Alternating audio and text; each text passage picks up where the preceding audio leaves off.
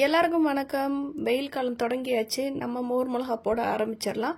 மோர் மிளகா வந்து நீங்கள் இந்த மிளகால போடணும்னு இல்லை, நீங்கள் இதை விட குட்டாயாக இருக்கும் இல்லையா, அந்த மாதிரி மிளகால போடலாம். அது ரொம்பவே காரமாக இருக்கும். அதனால நான் நீட்டு மிளகா எடுத்துருக்கிறேன்.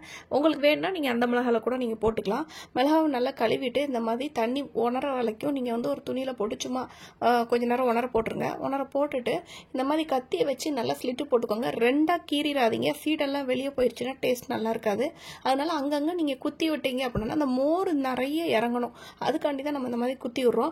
மேல் பக்கம் சைடில் எந்தெந்த கேப்லலாம் உங்களுக்கு கோடுகள் போட முடியுமோ அந்த மாதிரி கோடு போட்டுக்கலாம். இல்லை எனக்கு அப்படி போட முடியாது அப்படின்னா இந்த மாதிரி ஃபோர்க் வச்சு எல்லா பக்கமும் நீங்கள் குத்தி குத்தி விட்டீங்க அப்படின்னா மோர் நல்லா உள்ளே இறங்கணும். அதுக்காண்டி தான் நம்ம இந்த ப்ராசஸ் பண்ணுறோம். இந்த மாதிரி எல்லாமே குத்தி விட்டு நீங்கள் வந்து ரெடி பண்ணி வச்சுக்கோங்க. எல்லா பச்சை மிளகாவிலையுமே நீங்கள் காம்பு மறக்காமல் நீங்கள் எடுத்துகிட்டு தான் இதை செய்யணும். இந்த மாதிரி எல்லா மிளகாவுமே இந்த மாதிரி ஸ்லிட்டெல்லாம் போட்டு வச்சுட்டு இதுக்கு தேவையான அளவு உப்பு சேர்த்துக்கிறேன். உப்பு அளவுன்னு பார்த்தீங்கன்னா நீங்கள் அது மூழ்கிற அளவுக்கு எவ்வளோ மோர் ஊற்றுறீங்களோ அந்த மோரோட அளவுக்கு தகுந்த மாதிரி நீங்கள் உப்பு போட்டுக்கோங்க. நான் ஒரு 2 ஸ்பூன் அளவுக்கு உப்பு சேர்த்துருக்கிறேன். கல் உப்பு தான் சேர்த்துருக்கிறேன். சேர்த்துட்டு மோர் நல்லா கடைஞ்சி வச்சுருக்கிறேங்க. அதை நல்லா ஊற்றி விட்டுட்டு இது மூழ்கிற அளவுக்கு அந்த மோரை வந்து நான் ஊற்றி விட்டுட்டு நல்லா கிண்டி விட்டுறேங்க. இந்த மிளகால நல்லா அந்த மோர் எல்லா பக்கமும் படுற மாதிரி கிண்டி விட்டுட்டு இதை நீங்கள் ஓவர் நைட் அப்படியே விட்டுருங்க.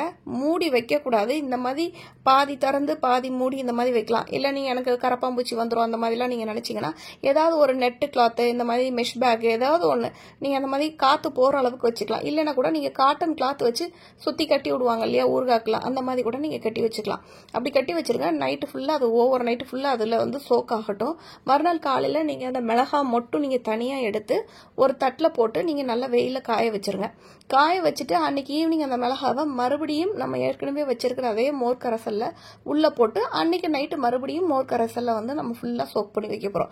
இப்படி இந்த ப்ராசஸை 2லேருந்து 3 நாள் காலையில் நீங்கள் எடுத்து திருப்பியும் நீங்கள் காய வைக்கிறோம், சாயங்காலம் நீங்கள் எடுத்து திருப்பி அந்த மோர் கரைசலில் ஊற போடுறோம். இப்படியும் ஒரு 2-3 நாள் நீங்கள் பண்ணுறப்போ அந்த மோர் நல்லா இந்த வந்து மிளகா வந்து அவ்வளோத்தையும் உறிஞ்சி எடுத்துக்கும். அப்போ உங்களுக்கு மோர் கம்ப்ளீட்டாக ட்ரை ஆகிடும். ஒரு 2லேருந்து 3 நாள் நீங்கள் பண்ணலாம். நீங்கள் எவ்வளோ மோர் கரைசலில் போடுறீங்களோ அவ்வளோ மிளகா உங்களுக்கு காரம் இருக்காது. காரம் வேணும்னா நீங்கள் ஒரு 2 நாள் கூட வச்சுக்கலாம். நல்லா காஞ்சதுக்கப்புறம் இந்த மாதிரி ஆகிடுங்க. அப்புறமா எண்ணெயில் நீங்கள் பொரிச்சு எடுத்தீங்கன்னா சூப்பரான மோர் மிளகா செம்மையாக ரெடி ஆயிடுச்சுங்க. மறக்காமல் நீங்களும் உங்கள் வீட்டில் ட்ரை பண்ணி பாருங்கள். பிடிச்சிருந்தா சப்ஸ்கிரைப் பண்ணுங்கள். தேங்க்ஸ் ஃபார் வாட்சிங்.